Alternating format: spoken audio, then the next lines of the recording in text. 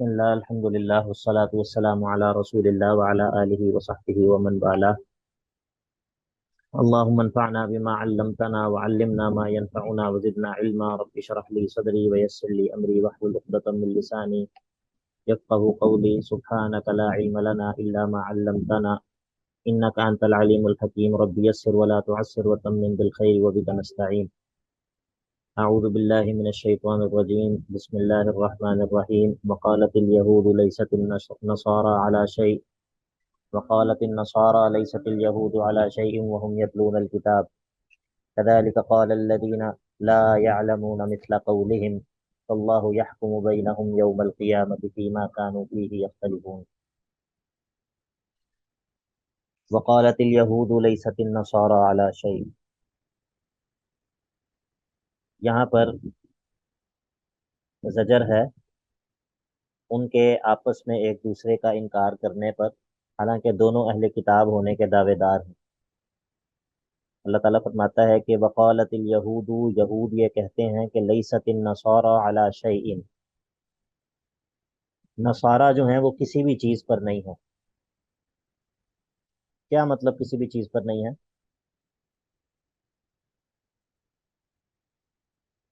کسی دین پر نہیں ہے۔ نہیں، دین پر تو وہ ہے نا۔ مطلب اپنے دلائل میں، اپنے موقف میں وہ کسی بھی چیز پر نہیں کھڑے ہوتے، اپنی بات کو ہی وہ غلط ثابت کر رہے ہوتے ہیں۔ ہاں، یعنی کہ یہاں پر علی شیء کا مطلب یہ ہوتا ہے، اس طرح ہوتا ہے کہ کسی قابل ذکر چیز پر نہیں ہے، کسی قابل اعتماد چیز پر نہیں ہے۔ ٹھیک ہے، یہ ہماری زبان میں بھی یہ اسلوب ہے۔ آپ کسی کو کہتے ہیں اللہ معاف کرے، کہنا تو نہیں چاہیے، لیکن ہماری زبان میں ایک عام اسلوب ہوتا ہے کہ تم کچھ بھی نہیں ہو۔ آپ نے سنا ہے کبھی یہ لفظ؟ جی سر۔ جی، تو کیا مطلب ہوتا ہے اس کا؟ تم موجود ہی نہیں ہے تمہارا کوئی۔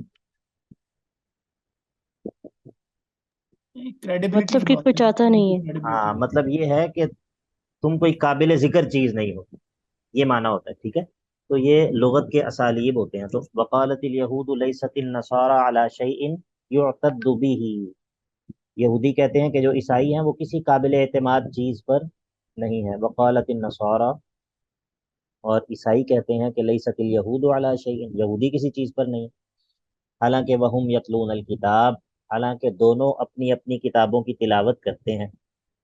کذالک قال الذین لا یعلمون مثل قولہم، اور اسی طرح کی بات وہ لوگ کہتے ہیں الذین لا یعلمون، وہ جو کہ اہل کتاب نہیں ہیں۔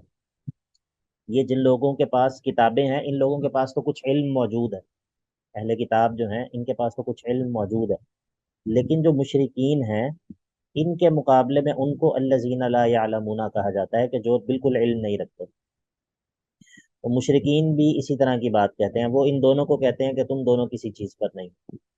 تو اب اس کا جو ہے وہ فیصلہ کب ہوگا؟ اس کا فیصلہ اللہ رب العزت کرے گا۔ فاللہ یحکم بینہم یوم القیامۃ، اللہ جو ہے وہ ان کے درمیان قیامت کے دن فیصلہ فرما دے گا، فیما کانوا فیہ یختلفون، اس بارے میں کہ جس بارے میں یہ لوگ آپس میں مختلف ہو گئے ہیں، آپس میں اختلاف کر رہے ہیں۔ اب پانچواں زجر ہے جو پیچھے سے چلتی آ رہی ہے بات، اس میں کہ مساجد سے توحید کا بیان اس کو روکنا، یا مساجد سے توحید والوں کو روکنا، جس طرح کہ مکہ والوں نے بھی روکا تھا اللہ کے نبی علیہ الصلوۃ والسلام کو اور آپ کے صحابہ کو بیت اللہ سے روکا تھا، اور وہ بھی اس میں شامل ہے، اور اس کے علاوہ عمومی معنی بھی ہے قیامت تک کے لیے۔ تو کہا ومن اظلم، کون زیادہ ظالم ہے، کون بڑا ظالم ہے اس شخص سے کہ ممن منع، کہ جو روکتا ہے مساجد اللہ، اللہ کی مساجد سے، ان یذکر فیہا، یعنی کہ من ان یذکر فیہا، اس چیز سے کہ اس میں ذکر کیا جائے اسمہ، اللہ کے نام کا، یعنی کہ بالتوحید، توحید کے ساتھ اس کا ذکر کیا جائے۔ یہاں پر مجرد اللہ تعالیٰ کا ذکر مراد نہیں ہے، صرف اللہ کا تذکرہ کرنا، یہاں پر اللہ کا ذکر کرنا توحید کے ساتھ۔ وسعا، اور کوشش کرتا ہے، فی خرابیہا، مساجد کو ویران کرنے کی۔ تو اس شخص سے بڑا ظالم کون ہے؟ اولئک، حالانکہ یہ جو لوگ ہیں، ما کان لہم، ان کے لیے تو یہ مناسب ہی نہیں تھا کہ ان یدخلوها، کہ ان مساجد میں داخل ہوتے، इल्ला खाइफीन, मगर ये कि डरते हुए। इनको तो चाहिए था कि इन मसाजिद में डरते हुए दाखिल होते, उल्टा ये लोग ये दूसरों को उन मसाजिद से जो है वो रोक रहे हैं। तो इसके नतीजे में जो वईद है वो ये है कि लहुम फिद दुनिया खिज़्युन, इन लोगों के लिए दुनिया में भी रुसवाई है, वलहुम फिल आखिरति अज़ाबुन अज़ीम, और इन लोगों के लिए आखिरत में भी बहुत बड़ा अजाब है। तो अगर जो है वो किसी इलाके में तौहीद का बयान करने से, तौहीद पर अमल करने से रोक दिया गया है, मुवहिद को किसी इलाके से निकाल दिया गया है, या उसको जो है वो तौहीद की पदाश में कोई इलाका छोड़ना पड़ गया है, तो इसमें परेशान होने की ज़रूरत नहीं है, क्योंकि वलिल्लाहिल मशरिक़ वल मग़रिब, मशरिक़ और मग़रिब ये सब अल्लाह ही के इख्तियार में है। फ़अय्नमा तुवल्लू, तो जहाँ कहीं भी तुम मुंह फेर लोगे तो फसम्मा वजहुल्लाह, उसी जानिब अल्लाह का जो है वो चेहरा है, या अल्लाह की वही जिहत है। इन्नल्लाह वासिउन अलीम, बेशक अल्लाह ताला बहुत, उसका फजल बहुत वासे है, और अलीमुन अलीमुन बिकुल्ली शैइन, हर चीज़ को जानने वाला है। वक़ाल इत्तख़ज़ल्लाहु वलदन सुब्हाना, अब उनके एक और शुबहे का जवाब है। उनका शुबह जो है वो इत्तिखाज़ वलद पर है, यानी कि अल्लाह रब्बुल इज़्ज़त के लिए वो ये कहते हैं कि अल्लाह रब्बुल इज़्ज़त ने बेटा बनाया है, अल्लाह रब्बुल इज़्ज़त की औलाद है, उस पर रद है। वक़ालू इत्तख़ज़ल्लाहु वलदन, और ये कहते हैं कि अल्लाह ने बेटा बनाया है, अल्लाह का एक बेटा है। सुबहाना, ये पहला जवाब ये है कि वो तो हर तरह के ऐब और नक्स से पाक है। तो मुझे ये बताइए कि औलाद होना ये खूबी है या खामी है?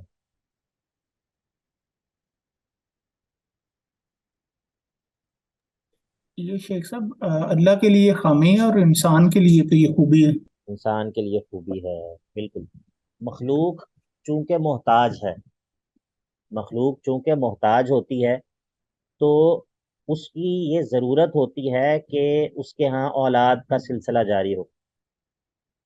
ठीक है, तो जी। और मखलूक के लिए ये ज़रूरत है, मखलूक के लिए ये ज़रूरत है, उसकी ज़रूरत है। तो उसकी ये ज़रूरत पूरी ना हो तो ये ऐब है, यानी कि ये उसके लिए परेशानी की बात है कि अगर उसकी ये ज़रूरत पूरी ना हो। लेकिन खालिक के लिए ये चीज़ जो है वो खूबी नहीं है, क्योंकि अगर खालिक जो है वो औलाद का मोहताज है तो फिर वो खालिक क्यों है? वो आके मखलूक बन जाए ना दूसरी मखलूकात की तरह, खालिक होने का फिर उसे क्या हक है? तो खालिक तो वही है कि जो अल्लज़ी लम यलिद वलम यूलद, जो ना उसके कोई बराबर का उसका कोई पार्टनर है, वलम यकुल लहू कुफुवन अहद, ना उससे ऊपर दर्जे का कोई उसका पार्टनर है कि लम यूलद, और ना ही उससे निचले दर्जे का कोई उसका पार्टनर है कि लम यलिद। ठीक है, क्योंकि आप जानते हैं कि जो बेटा होता है वो बहुत सारी खसूसियात में बाप का शरीक होता है, ऐसा होता है या नहीं होता? जी शेख साहब। ठीक है, जी तो जी सर। इसीलिए अल्लाह ताला की का ना तो कोई ऐसा पार्टनर है जो उसके बराबर का हो, वलम यकुल्लहु कुफुवन अहद, ये बराबर के शरीक की नफी है। और लम यलिद, ये उसके औलाद की नफी है कि उसका कोई ऐसा शरीक भी नहीं है जो रुतबे में तो उससे कुछ कम हो मगर उसका शरीक हो, जैसे बेटा होता है बाप के साथ। और वलम यूलद, उसका कोई बाप भी नहीं है, ना ही उसको जन्म दिया गया है, तो कोई उसका ऐसा शरीक हो जो कि उससे थोड़ा ऊपर हो मगर उसके इख्तियारात में उसका शरीक हो। तो ये सब चीज़ें जो हैं ये मखलूक के लिए हैं, खालिक के लिए ये मामलात नहीं है। तो यहाँ पर पहला रद्द अल्लाह रब्बुल इज़्ज़त ने क्या किया, सुबहाना, वो अल्लाह जो है वो तो हर किस्म के ऐब और नक्स से पाक है। तो तुम्हारा ये कहना कि उसने बेटा बनाया है, उसका एक बेटा है, ये तुम्हारा कहना दुरुस्त नहीं है। सुभान अल्लाह। अब बल, बल्कि एक और बात भी सुन लो, लहू मा फिस समावाति वल अर्द, जो कुछ भी आसमानों में और जमीन में है वो उसी अकेले की मिल्कियत है। जो कुछ भी आसमानों में और जमीन में है वो उसी अकेले की मिल्कियत है। ये लहू में जो लाम है, ये अल्लाह, ये लामे मिल्क किसको कहते हैं, यानी कि जो कुछ भी आसमानों और ज़मीन में है वो अल्लाह ही की मिल्की ज़ेर मिल्कियत है। तो जब आसमानों और ज़मीनों में जो कुछ है वो पहले ही उसकी मिल्कियत है, तो उसे किसी को बेटा बनाने की क्या ज़रूरत है? उसको इसकी हाजत ही नहीं है। बात समझ आ गई? جی جی سر. جی سر. اب یہ بھی ہو سکتا ہے کہ چلو ملکیت تو اس کی ہو لیکن اس کی بات نہ مانتے ہوں، ملکیت تو اس کی ہو لیکن اس کی بات نہ مانتے ہوں، تو کہا نہیں، کل لہو قانتون، اور یہ سارے کے سارے جو بھی آسمانوں اور زمینوں میں وہ اسی کے تابع دار ہیں، اسی کے حکم کے پابند ہیں، اس کے حکم سے باہر نکل بھی نہیں سکتے، اس کے حکم سے باہر نکل بھی نہیں سکتے۔ تو یہ تیسرا جواب ہے۔ پہلا جواب ہے سبحانہ، دوسرا جواب ہے بل لہ ما فی السماوات والارض، تیسرا جواب ہے کل لہ قانتون، چوتھا جواب یہ ہے کہ وہ بدیع السماوات والارض بھی ہے، بدیع السماوات والارض، وہ آسمانوں اور زمینوں کو پہلی مرتبہ نئے سرے سے پیدا کرنے والا ہے بغیر مثال سابق کے۔ بدیع کا معنی ہوتا ہے کسی چیز کو بغیر مثال سابق کے پہلی مرتبہ موجود کرنا، بغیر مثال سابق کے پہلی مرتبہ کسی چیز کو وجود بخشنا۔ مثال سابق کیا ہوتا ہے؟ وہ یہ ہوتا ہے کہ مثال کے طور پہ یہ فیکٹریاں جو ہوتی ہیں، فیکٹریوں میں جو چیزیں بنتی ہیں، تو جب بھی کوئی چیز بنتی ہے تو پہلے اس سے پہلے کیا ہوتا ہے؟ اس کا وہ جو خام مال وغیرہ ہاں، خام مال تو چلے ہوتا ہی ہے، لیکن اس کا ایک سیمپل بھی ہوتا ہے نا، اس کا ہاں ایک وہ ڈائی وہ جسے ہاں ڈائی کے اندر تو وہ چیز بنتی ہے، لیکن ایک اس سے پہلے ایک اس کا سیمپل ہوتا ہے جس کو دیکھ کر پھر باقی چیزیں جو ہیں وہ تیار کی جاتی ہیں۔ یہ ہمارے سیالکوٹ میں تو یہی کام ہوتا ہے کہ پہلے ایک سیمپل ہوتا ہے اور پھر اس کے بعد جو ہے وہ اس کو دیکھ کر، جو چیز کسٹمر پسند کرتا ہے اس کو دیکھ کر اس کے مطابق یہ چیز تیار کی جاتی ہے۔ تو کسی چیز ہاں، کو اس ایک طرح، سب پہلے چیزیں دیکھ کے اس کو فزیبلٹی بنائی جاتی ہے اور پھر اس کے اوپر ہاں، اس کے مطابق پھر دوسری چیزیں بنائی جاتی ہیں۔ تو کسی چیز کو پہلی مرتبہ پیدا کرنا، کسی چیز کو پہلی مرتبہ بنانا، اس کا کوئی خام مال بھی موجود نہ ہو، را میٹیریل بھی نہ ہو، اس کی کوئی مثال سابق بھی موجود نہ ہو، پہلی مرتبہ کسی چیز کو بنانا، تو بدیع السماوات والارض، اور وہ آسمانوں اور زمینوں کو پہلی مرتبہ پیدا کرنے والا بھی ہے، اور اس کا اختیار اور اس کا جو حکم چلتا ہے وہ تو اس طرح چلتا ہے کہ وَإِذَا قَضَى أَمْرًا، اور جب وہ کسی چیز کا فیصلہ کر دیتا ہے تو فَإِنَّمَا يَقُولُ لَهُ كُن، وہ تو بس یہ کہتا ہے کہ ہو جا، تو فَيَكُون، وہ چیز جو ہے وہ ہو جاتی ہے۔ یعنی کہ اللہ جو ہے وہ ہر قسم کے عیب اور نقص سے پاک ہے، آسمانوں اور زمینوں میں جو کچھ ہے وہ اس کی ملکیت ہے، صرف اس کی ملکیت نہیں بلکہ اس کی تابع دار بھی ہے، اس کے حکم سے باہر بھی نہیں نکل سکتی۔ اور پھر آسمانوں اور زمینوں کو پہلی دفعہ اکیلا پیدا کرنے والا بھی وہ اللہ ہے، اور پھر یہ کہ اس کا حکم بھی اس طرح چلتا ہے، اس طرح تصرف اور اس کا حکم جو ہے وہ اس طرح جاری ہے کہ وہ صرف کن کہتا ہے اور وہ چیز ہو جاتی ہے۔ تو یہ تمام باتیں اس بات پر دلالت کرتی ہیں کہ تمہارا یہ کہنا کہ اللہ کی کوئی اولاد بھی ہے، یہ بات درست نہیں ہے۔ بات سمجھ آ گئی؟ جی وقال جی سر. جی الذین سر. لا يعلمون، اور وہ لوگ جو کہتے ہیں، جو نہیں جانتے، وہ لوگ یہ کہتے ہیں۔ اب یہ ان کا ایک اور شبہ ہے کہ اگر آپ واقعی اللہ کے رسول ہیں تو اللہ کو چاہیے کہ وہ خود آ کر ہمیں بتائے، اگر آپ واقعی اللہ کے رسول ہیں تو چاہیے کہ اللہ آ کر ہمیں خود یہ بات بتا دے۔ تو اب اس کا جواب ہوگا وقال الذین لا يعلمون، اور وہ لوگ کہتے ہیں جن کے پاس علم نہیں ہے، لولا یکلمنا اللہ، اللہ ہم سے بات کیوں نہیں کرتا، یعنی کہ آپ کی رسالت کے متعلق۔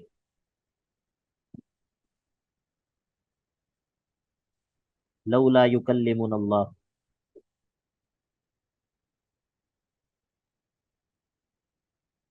یہاں پر چلیں آپ کو میں ایک فائدے کی بات جو ہے وہ لکھوا دیتا ہوں۔ آپ سب ماشاءاللہ قرآن مجید کے طالب علم ہیں، اور انشاءاللہ یہ تو آپ میں سے یقیناً بہت سارے لوگ پہلے بھی قرآن پڑھتے ہوں گے، ترجمہ پڑھا ہوگا پہلے بھی، اور بہت سارے لوگوں کا جو ہے وہ پہلی مرتبہ ہوگا، لیکن انشاءاللہ یہ بعض چیزیں ایسی ہوتی ہیں کہ وہ اگر آپ ان کو سیکھ لیں وہ آپ کو پورے قرآن میں کام آتی ہیں۔ یہ جو لولا ہے، لولا، لولا یکلمنا اللہ او تأتینا آیہ، اس میں جو لولا ہے اس کے حوالے سے آپ کو میں یہ بتا دیتا ہوں کہ یہ جو قرآن مجید کے اندر لولا ہے یہ کتنے طریقے کا استعمال ہوتا ہے اور اس کا کیا معنی ہوتا ہے۔ اس کا ایک معنی تو ہوتا ہے، اس کو ہم کہتے ہیں کسی چیز کے وجود ہونے کی وجہ سے کسی چیز کا موجود نہ ہونا. ایک چیز موجود ہے اور اس کے وجود میں ہونے کی وجہ سے کوئی دوسری چیز جو ہے وہ موجود نہیں ہے. جس طرح کے مثال کے طور پر سیدنا عمر رضی اللہ عنہ کہا کرتے تھے لولا علی لہلک عمر.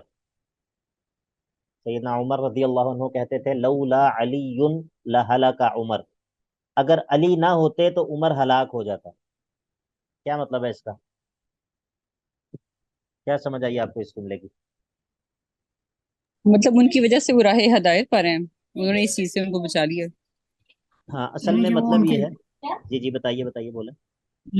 وہ ان کے ایک بہت اچھے مشیر تھے، اس سے یہ ثابت ہاں ہوتا ہے. یہ مطلب ہے کہ وہ ان کے کئی فیصلوں کے اندر وہ ان کو جو ہے وہ مشورہ دیتے تھے اور وہ ان سے مشورہ کر کے جو ہے وہ ڈیسیجن لیتے تھے. تو اسی لیے وہ کہتے ہیں کہ لولا علی لہلک عمر، اگر علی نہ ہوتے تو کیا ہوتا؟ عمر جو ہے وہ ہلاک ہو جاتے. اب چونکہ علی موجود ہے تو عمر ہلاک نہیں ہوئے. نہیں ہوئے. نہیں ہوئے. یعنی کہ ایک چیز کے موجود ہونے کی وجہ سے دوسری چیز کا موجود نہ ہونا، اس کے لیے لولا استعمال ہوتا ہے. ٹھیک ہے، جس طرح قرآن پاک کے اندر یہ بہت ہے وَلَوْلَا فَضْلُ اللَّهِ عَلَيْكُمْ وَرَحْمَتُهُ مَا زَكَى مِنْكُمْ مِنْ أَحَدٍ أَبَدًا. ٹھیک ہے، اگر تم پر اللہ کا فضل اور اس کی رحمت نہ ہوتی تو تم میں سے کوئی بھی کبھی پاک نہ ہو پاتا. چونکہ تم پر اللہ کا فضل جو ہے وہ موجود ہے تو تم میں سے لوگ جو ہے وہ تمہارا جو ہے وہ تزکیہ ہو جاتا ہے. اس طرح قرآن مجید کے اندر بہت زیادہ. تو بعض دفعہ جو لولا ہوتا ہے نا وہ اس معنی کے اندر ہوتا ہے جو میں نے آپ کو بتایا، اور بعض دفعہ یہ لولا جو ہے وہ ہوتا ہے کسی چیز پر ترغیب دلانے کے لیے، کسی چیز پر ترغیب دلانے کے لیے. مثال کے طور پہ انسان جو ہے وہ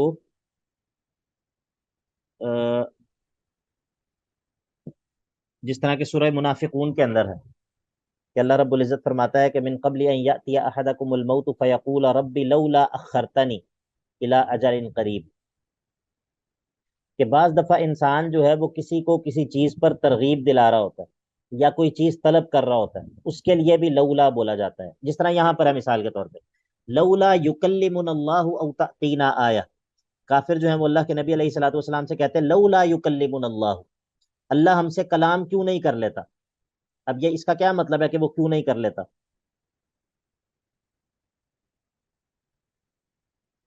کیا سمجھ آتا ہے آپ کو اس سے؟ کہ مطلب وہ ڈائریکٹ آ جائے. نہیں، یعنی کہ وہ یہ طلب کر رہے ہیں کہ اللہ ہم سے کلام ترغیب کر دے لے. رہے ہیں. طلب کر رہے ہیں نا، ترغیب دینا یا طلب کرنا کسی چیز کو، اس معنی کے اندر بھی لولا استعمال ہوتا ہے جس طرح یہاں پر ہے لولا یکلمنا اللہ او تأتینا آیہ. اچھا، بعض دفعہ ایسا ہوتا ہے کہ یہ جس چیز کے لیے ترغیب دی جا رہی ہوتی ہے یا جو چیز طلب کی جا رہی ہوتی ہے وہ ابھی ہونا کسی چیز کا ممکن ہوتا ہے، کسی چیز کا ہونا ممکن ہوتا ہے، تو اس وقت تو یہ کسی چیز کو طلب کرنے کے معنی میں یا کسی چیز پر ترغیب دینے کے معنی میں ہوتا ہے. لیکن بعض دفعہ ایسا ہوتا ہے کہ لولا کے بعد جو بات ہوتی ہے اس کا اب ہونا ممکن ہی نہیں ہوتا، اس کا وقت جو ہے وہ گزر چکا ہوتا ہے.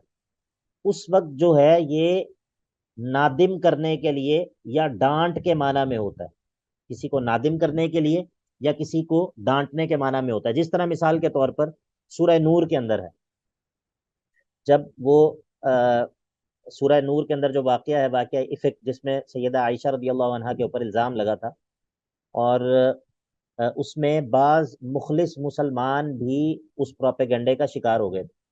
آپ کو شاید پتا ہوگا، واقعہ آپ نے سنا ہے، مشہور واقعہ ہے کہ بعض تو منافقین تھے جو اپنے بغض کا اظہار کر رہے تھے، لیکن بعض مخلص مسلمان بھی اس پروپیگنڈے کا شکار ہو گئے تھے.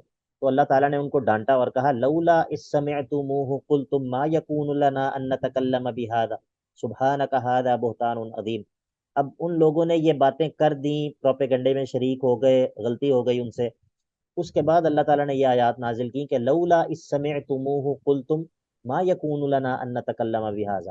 جب تم نے یہ باتیں سنی تو تم نے یہ کیوں نہیں کہا کہ ہمیں زیب ہی نہیں دیتا کہ ہم یہ بات کریں، ایسا تم نے کیوں نہیں کہا. اب یہاں پر یہ بات تو وہ کہہ چکے ہیں، یہ بات تو یا اب یہ ہو سکتا ہے کہ اب وہ پیچھے جا کر دوبارہ ماضی میں اپنی اس بات سے جو ہے وہ رک جائیں؟ کیا یہ ممکن ہے؟ نہیں، یہ پاسبل نہیں ممکن ہے. نہیں ہے. تو اس کا نہیں مطلب ہے سر. کہ یہاں پر جو لولا ہے یہ توبیخ اور تندیم کے لیے، یعنی کہ ڈانٹ پلانے کے لیے اور ندامت دلانے کے لیے. ٹھیک ہے. اب میں نے آپ کو جو بتایا اس کا خلاصہ کیا ہے کہ لولا جو ہے وہ بنیادی طور پر دو مقاصد کے لیے استعمال ہوتا ہے. بڑے بڑے جو مقصد ہیں وہ دو ہیں.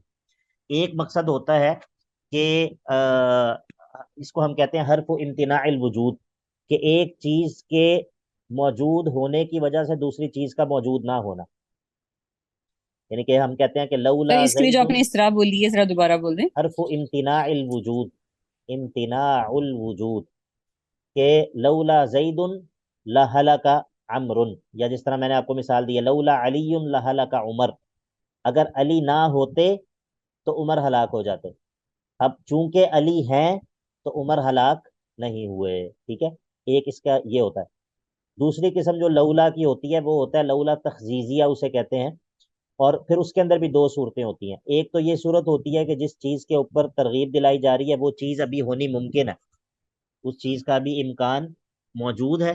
تو اگر ابھی اس چیز کا امکان موجود ہو تو اس چیز پر ترغیب ہوتی ہے یا اس چیز کو طلب کرنا ہوتا ہے، جس طرح یہاں پر ہے لولا یکلمنا اللہ او تأتینا آیہ. اور دوسری صورت یہ ہوتی ہے کہ وہ چیز جس کے بارے میں لولا کہا جا رہا ہے وہ اس چیز کا وقت گزر چکا ہوا ہے، وہ چیز اب جو ہے وہ اس چیز کو کرنا یا اس چیز کو نہ کرنا اب یہ ممکن نہیں ہے. اس صورت میں پھر اس کا مقصد ہوتا ہے ڈانٹ پلانا یا ندامت پر، یعنی کہ ندامت دلانا، کسی کو نادم کرنا. آپ کو بات سمجھ آ گئی؟ جی سر. سر. جی سر آگے. ہاں. تو یہ جہاں پر بھی لولا آئے گا قرآن مجید میں وہ ان میں سے کسی ایک قسم کا ہوگا. ٹھیک ہے. تو اس سے جو ہے وہ آپ کو آسانی ہو جائے گی معنی سمجھنے. تو یہاں پر کیا ہے، وقال الذین لا يعلمون، وہ لوگ جو نہیں جانتے وہ کہتے ہیں لولا یکلمنا اللہ، اللہ خود کیوں نہیں ہمارے سے کلام کرتا، یعنی کہ آپ کی رسالت کے متعلق اللہ تعالی ہمیں خود بتا دے کہ آپ رسول ہیں. او تأتینا آیہ، یا ہمارے پاس کوئی نشانی کیوں نہیں آ جاتی. تو کیا نشانیاں نہیں آئیں؟ آئی تھی سر. پھر وہ کہہ رہے ہیں ہمارے پاس کوئی نشانی کیوں نہیں آ جاتی. وہ مان ہی نہیں رہے رسول کو، اس لیے تو یہ کہہ رہے ہیں. نہیں، وہ کہہ رہے ہیں کہ وہ اپنی رسول مرضی کی نشانیاں. اپنی مرضی کی نشانیاں. یہ کس نے بتایا؟ جی سر میں نے توبہ. اچھا ہاں. تو یہ جو چیز ہے نا یہ قرآن مجید کے اندر بہت زیادہ ہے. کئی جگہوں کے اوپر آپ یہ مضمون دیکھیں گے کہ کفار جو ہیں وہ کہتے ہیں کہ یہ ہمارے پاس کوئی نشانی کیوں نہیں لاتا. تو اگر آپ اس کا معنی درست نہیں سمجھیں گے تو پھر آپ کے اوپر اعتراض وارد ہوگا. ٹھیک ہے.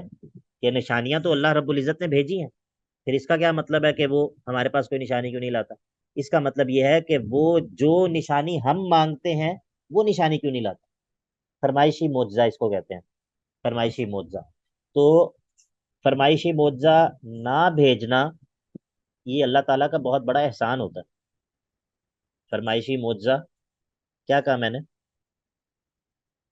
فرمائشی فرمائشی معجزہ معجزہ اللہ نہ تعالیٰ کا بھیجنا احسان ہے. اللہ تعالیٰ کا کیا ہوتا ہے؟ احسان. احسان. کس طرح؟ کس طرح؟ کیوں؟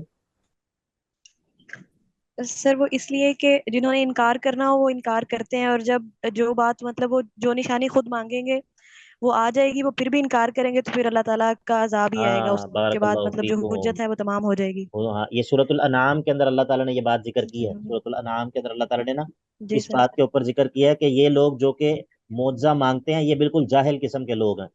کیونکہ اگر اللہ رب العزت جو ہے وہ ان کی طلب کرنے پر معجزہ بھیج دیا اور پھر ان لوگوں نے نہ مانا تو پھر اللہ تعالیٰ ان کو جڑ سے اکھاڑ دے گا. پھر جو ہے وہ ان کو اللہ تعالیٰ بالکل جڑ سے اکھاڑ دے گا اور ان کو جو ہے وہ تہ و بالا کر دے گا. تو یہ اللہ تعالیٰ کا جو ہے وہ احسان ہے کہ تمہارے طلب کرنے پر تمہارا فرمائشی معجزہ اللہ رب العزت نہیں بھیجتا. وقال الذين لا يعلمون لولا يكلمنا الله او تأتينا آية كذلك قال الذين من قبلهم مثل قولهم. اسی طرح کی باتیں وہ لوگ کرتے تھے جو کہ ان سے پہلے تھے، اس سے پہلے والے کافر بھی اسی طرح کی باتیں کرتے تھے. تشابہت قلوبهم، ان کے دل آپس میں مل جل گئے ہیں، ان کے دل آپس میں ملتے جلتے ہیں. قد بینا الآیات، اب یہاں پر دیکھیں قد بینا الآیاتی، وہ کہہ رہے ہیں ہمارے پاس نشانی کیوں نہیں آتی؟ اللہ تعالیٰ کیا کہہ رہا ہے؟ ہم نے واضح کر کے اپنی نشانیوں کو بیان کر دیا ہے، علی رسالتی کا، آپ کی نشان، آپ کی رسالت پر، آپ کی نبوت پر، لیکن کن کے لیے؟ لقوم یوقنون، وہ لوگ جو کہ یقین کرنا چاہتے ہیں، وہ لوگ جو کہ ماننا چاہتے ہیں، وہ لوگ جو کہ واقعتاً یہ چاہتے ہیں کہ ہم کسی چیز کو اگر وہ حق ہے تو قبول کر لیں، ان کے لیے ہم نے واضح نشانیاں جو ہیں وہ بھیجی ہیں، نشانیاں ہم نے نازل کی ہیں۔ اللہ کے نبی علیہ الصلاۃ والسلام کا سب سے بڑا جو آپ کی نبوت کی نشانی ہے وہ کیا ہے؟ سر قرآن مجید۔ وہی قرآن الہی۔ پاک۔ قرآن مجید نہیں، جو قرآن مجید ہے اس کو تو بندہ وہی تب مانے گا نا جب اللہ کے نبی علیہ الصلاۃ والسلام کو نبی مانے گا۔ وہ اگر نبی نہیں مان رہا کوئی آپ کو، تو وہ قرآن کو کیسے مانے گا؟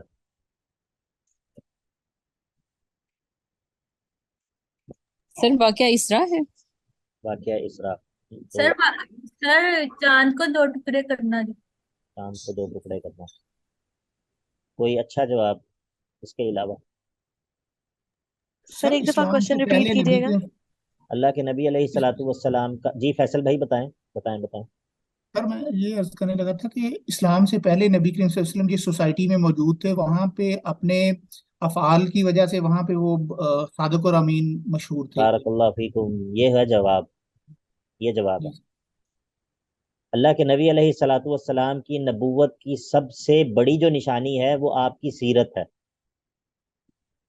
وہ کیا ہے؟ آپ کی سیرت ہے۔ میں آپ کو ایک قیمتی بات بتاتا ہوں، قیمتی بات، وہ یہ ہے کہ نبوت کا دعویٰ جو ہے، نبوت کا دعویٰ یا تو اس کو وہ شخص کرتا ہے جو سب سے بڑھ کر سچا ہوتا ہے، یا پھر اس کو وہ شخص کرتا ہے جو سب سے بڑھ کر جھوٹا ہوتا ہے۔ میں نے کیا کہا ہے؟ بتائیے۔ نبوت کا دعویٰ دو کہ لوگ کرتے ہیں، نبوت کا ہاں دعویٰ۔ جی، یا ایک تو سب سے سچا ہاں یا جی، زمانے کا جھوٹا۔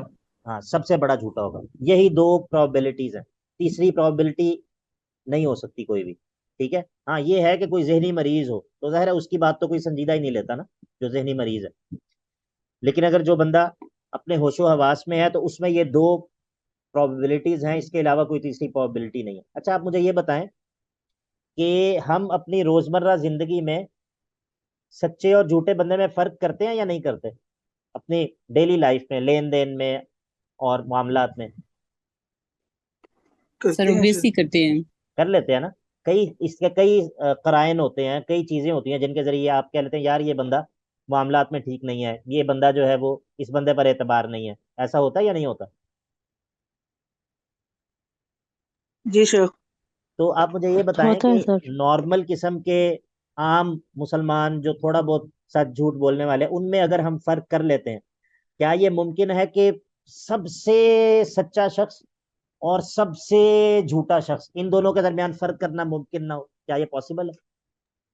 یہ بہت بڑی نہیں خرید شیخ۔ ہوتی ہے سب ان کے ہاں درمیان، یہ تو بڑا واضح ہے۔ ہاں یہ بات ہے، اسی لیے ابن تیمیہ رحمہ اللہ کہتے ہیں کہ النبوۃ اما ان یدعیھا اصدق الصادقین او اکذب الکاذبین، نبوت کا دعویٰ یا تو اصدق الصادقین کرتا ہے یا پھر اکذب الکاذبین کرتا ہے، ولا یلبس بہذا ولا یلبس ولا یلبس هذا بہذا الا علی اجہل الجاہلین، اور ان دونوں میں فرق جس کو نہ پتا چلے وہ اجہل الجاہلین ہے۔ آپ کو بات سمجھ آئی؟ تو نبوت جو ہے، نبوت اس پر سب سے بڑی جو دلیل ہوتی ہے وہ اس نبی کا کردار ہوتا ہے، اس نبی کی زندگی ایسی ہوتی ہے کہ وہ زندگی یہ بتاتی ہے کہ یہ شخص جو ہے، مطلب جو ہمارے عام لین دین میں، عام معاملات میں انسانوں پر جو بندہ جھوٹ نہیں بولتا، کیا وہ اللہ پر جھوٹ بولے گا؟ جو بندہ اپنے معاملات کے اندر ایسا ہے، کھرا ہے، جس کے ساتھ معاملہ کر کے ہم نے دیکھا ہے، جو کہ انسانوں کے ساتھ دھوکہ نہیں کرتا دنیا کے معاملات میں، کیا وہ اس معاملے میں دھوکہ کرے گا کہ آسمان سے اللہ نے یہ وحی نازل کی ہے؟ اسی وجہ سے اللہ کے نبی علیہ الصلاۃ والسلام نے بھی جب اپنی نبوت کا دعویٰ پیش کیا تو ان کی جو بنیادی دلیل وہ اپنا کردار تھا کہ میں نے تمہارے درمیان عمر زندگی گزاری ہے، ٹھیک ہے، تو اگر جو ہے وہ میرا کردار ایسا ہوتا کہ میرے کردار کے بارے میں تمہیں کوئی شکوک و شبہات ہوتے، یا میں جو ہے وہ پہلے کوئی دو نمبریاں کرتا ہوتا معاشرے کے اندر، تو تب تو تم پریشان ہوتے کہ پتہ نہیں یہ نبوت کا دعویٰ میرا ٹھیک ہے یا نہیں. لیکن جب کہ میرا پچھلا جو کردار ہے وہ بھی تمہارے سامنے ہے اور تم یہ مانتے ہو کہ میں جھوٹا نہیں ہوں، تو پھر تمہیں اس بات کو ماننے میں کیوں تأمل ہے کہ میں اللہ کا نبی ہوں. بات سمجھ آ گئی؟ جی جی سر. سر. اسی لیے یہ جو قادیانیت ہے اس کا راستہ روکنے کا آسان طریقہ ایک یہ ہے کہ غلام احمد قادیانی کی سیرت کو عام کیا جائے، اس کی سیرت لوگوں کو پڑھائی جائے، اور کسی بھی کام کی ضرورت نہیں ہے. اس کی سیرت آپ لوگوں کو پڑھائیں، بس یہ کافی ہے، آپ کا کام ہو جائے گا. ٹھیک ہے. اب صدق رسول کا بیان ہے. انا ارسلناک بالحق بشیرا ونذیرا، بے شک ہم نے آپ کو بھیجا ہے حق ظاہر کرنے کے لیے، بشیرا ونذیرا، خوشخبری سنانے والا اور خبردار کرنے والا بنا کر. تو آپ کا کام یہ ہے. باقی اگر کوئی شخص جو ہے وہ آپ کی بات کو تسلیم نہیں کرتا تو ولا تسألوا عن اصحاب الجحیم، آپ سے جہنم والوں کے متعلق سوال نہیں کیا جائے گا کہ یہ لوگ جہنم میں کیوں چلے گئے. آپ کا کام یہ ہے کہ آپ ان کو خبردار کر دیں، بس آپ اپنا کام کر دیں. اور اگر کوئی بندہ آپ کی بات نہیں مانتا تو اس کے اوپر آپ کو پریشان ہونے کی ضرورت نہیں ہے. ولا تسألوا عن اصحاب الجحیم. اب اہل کتاب کا جو ایمان نہ لانا ہے وہ اس وجہ سے نہیں ہے کہ وہ آپ کے دلائل سے قائل نہیں ہو سکے. اہل کتاب کا جو آپ پر ایمان نہ لانا ہے، آپ اس کی وجہ سے پریشان ہو جاتے ہیں کہ یہ لوگ میری وجہ سے میرے اوپر ایمان کیوں نہیں لا رہے. تو اصل بات یہ ہے کہ یہ آپ سے عناد رکھتے ہیں اور یہ اپنی ضد کی وجہ سے ایمان نہیں لا رہے. یہ مسئلہ نہیں ہے کہ آپ کے دلائل میں کوئی کمی ہے یا آپ کی دعوت میں کوئی کوتاہی ہے کہ جو یہ لوگ ایمان نہیں لا رہے. تو اب اللہ تعالیٰ اس کو بیان کرے گا کہ یہ تو آپ سے کبھی بھی راضی نہیں ہو سکتے یہاں تک کہ آپ ان کی پیروی کرنے لگ جائیں. تو کہا ولن ترضى عنك اليهود ولا النصارى، اور ہرگز آپ سے یہودی اور عیسائی جو ہے وہ راضی نہیں ہو سکتے، حتی تتبع ملتهم، یہاں تک کہ آپ ان کی ملت کی پیروی نہ شروع کر دیں. تو اگر یہود اور عیسائی جو ہیں وہ آپ سے بہت خوش ہوں اور آپ سے راضی ہوں تو اس کا مطلب یہ ہے کہ پھر آپ اسلام پر نہیں ہیں. ٹھیک ہے. تو جب تک آپ اسلام کے اوپر ہیں تو وہ آپ سے کبھی بھی خوش نہیں ہو سکتے. حتی تتبع ملتهم، قل، آپ کہہ دیجئے، ان ہدی اللہ هو الہدی، اللہ کی ہدایت وہی اصل ہدایت ہے، حقیقی ہدایت تو وہی ہے جو اللہ نے نازل کی ہے. وَلَئِنِ اتَّبَعْتَ أَهْوَاءَهُمْ، اور اگر آپ نے ان کی خواہشات کی پیروی کی، بعد الذی جاءک من العلم، بعد اس کے کہ جو آپ کے پاس وحی آ چکی ہے، تو ما لک من اللہ من ولی ولا نصیر، ما لک من اللہ، کوئی بھی نہیں ہوگا اللہ کے عذاب کے مقابلے میں آپ کا من ولی ولا نصیر، کوئی دوست یا کوئی مددگار بھی اللہ کے مقابلے میں آپ کا نہیں ہوگا کہ جو آپ کی مدد کر سکے یا اللہ سے آپ کو چھڑا سکے.